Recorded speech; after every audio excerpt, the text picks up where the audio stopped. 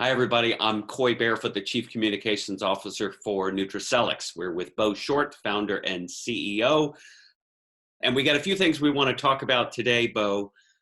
But before we begin, you've spent over 30 years in the direct sales industry. You were the subject of a Wall Street Journal best-selling book about the industry.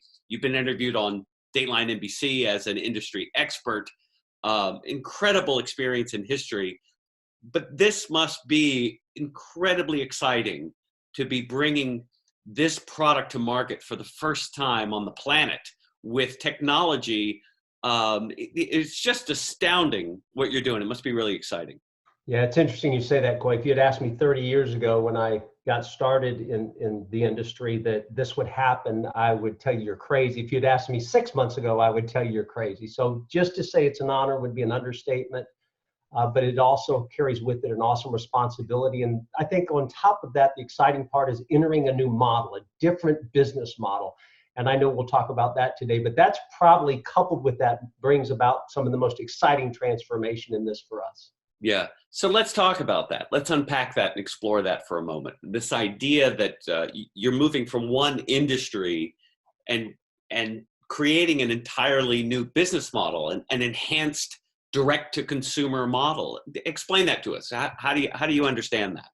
Yeah, I think the easiest way to understand it is when Ronnie and I, who not only is the greatest person I've ever met, the most awesome wife in the world, but probably the most remarkable business person I've ever worked with, who understands people better than anybody I know.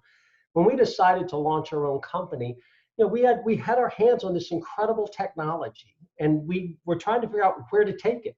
And in 30 years in the direct sales industry, more specifically the network marketing world, that was a consideration. The other consideration was just strictly online. The other consideration was in retail stores or through television commercial. I mean, it could have been done any different way. But for us, it was, we loved the power associated with working with people and watching people thrive and be their best. And so that's kind of what we loved about my past. But we had to make a decision. There are as many things that I like about the network marketing world as I don't like. And so what we wanted to do was look into different industries and take best practices from different industries, not just the direct selling industry, but other industries, and bring out the things that worked together well, and to create this enhanced direct-to-consumer model and take it to the marketplace that way. So I guess the easiest way to say it would be this. When we looked into the network marketing world, what we loved was people. We loved people stepping forward to give their best and be their best, and to pursue and achieve their goals. We loved that we could do that and lay on top of that, and this is deep stuff, and we'll discuss this, I know, in another setting, but a computer algorithm that connects people together and creates a compensation mechanism so that when one of them moves forward, they all move forward. Now, that on its face is powerful. There's things about that in the network marketing world that I'm not a fan of. I think that the network marketing world creates the haves and the have-nots just by the sheer constraints limited in most of those compensation mechanisms. And so what we want to do is kind of unleash that and turn it upside down on its head in this new business model.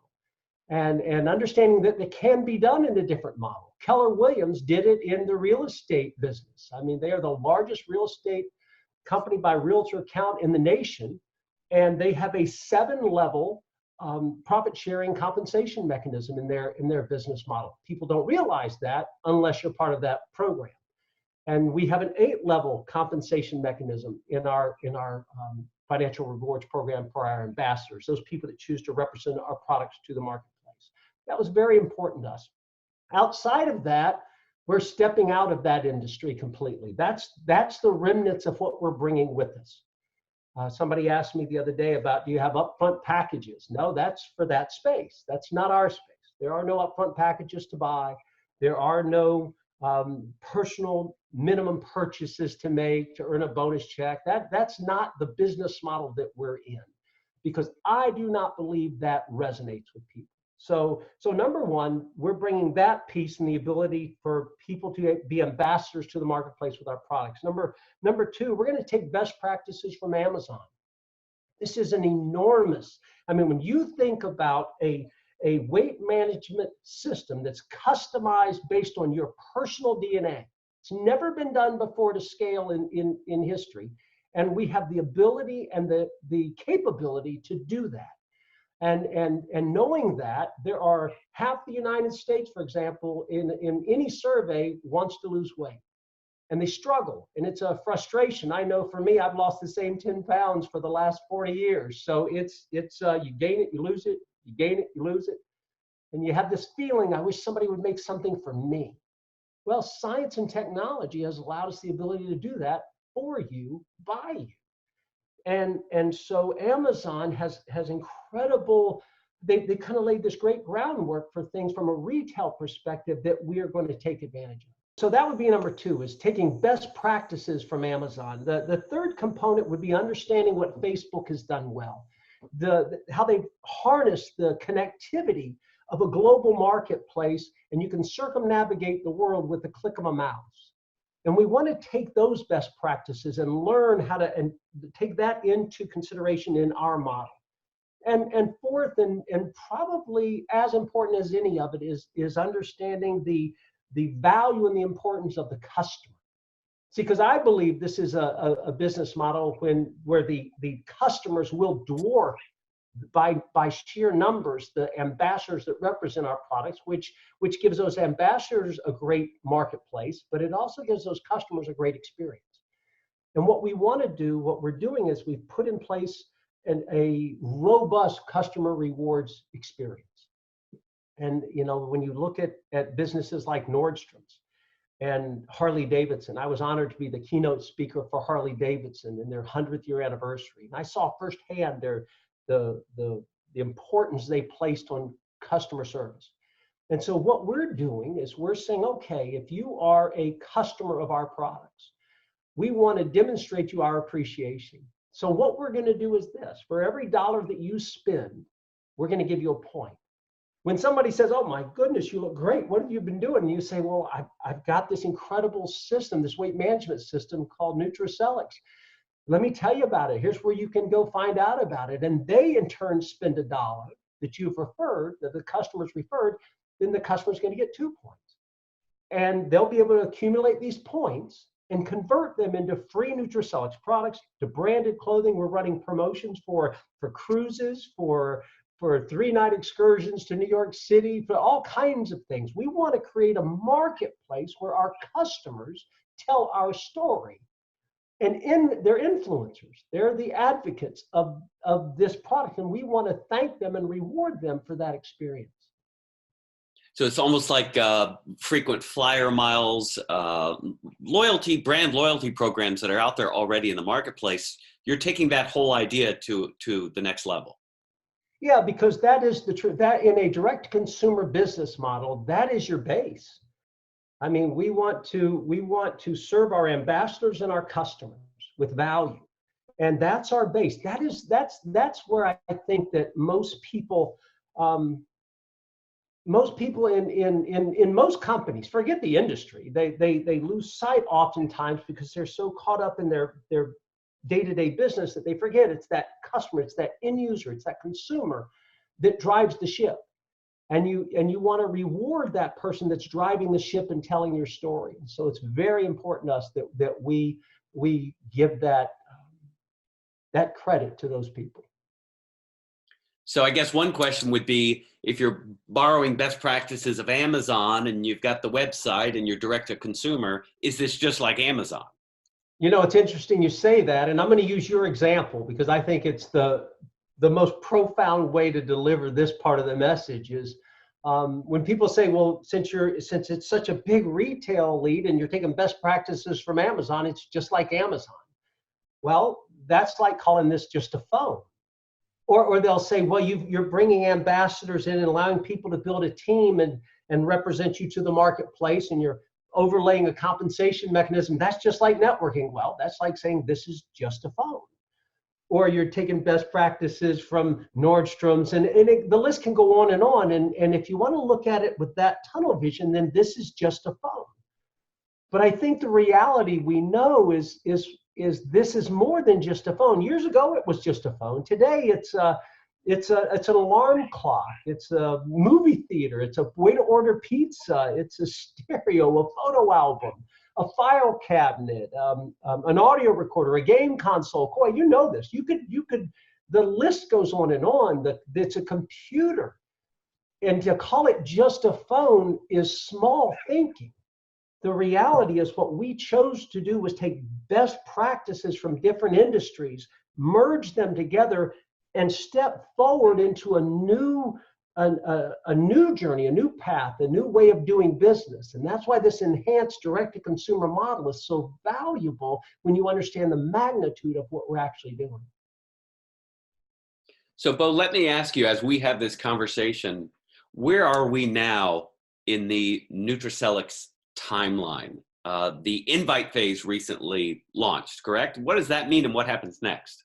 Yeah, the pre-launch is in two phases, actually. There's an invite phase, which is just by private invitation. This is somebody reaching out to a friend saying, listen, if you'd like to be a part of this as an ambassador, take a look. If you'd like to potentially become a customer, take a look. I mean, it gives you both sides of that. But it gives the ability for someone to reach out to someone privately and say, hey, this is getting ready to happen. And it creates a really powerful environment for an early adopter, gives someone a first mover advantage.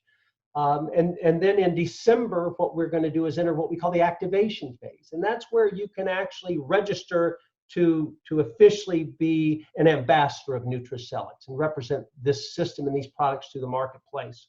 In January, we're going to launch our products. And somebody asked me the other day, they said, well, why aren't you launching them if you already have them? Why don't you launch them in November, December?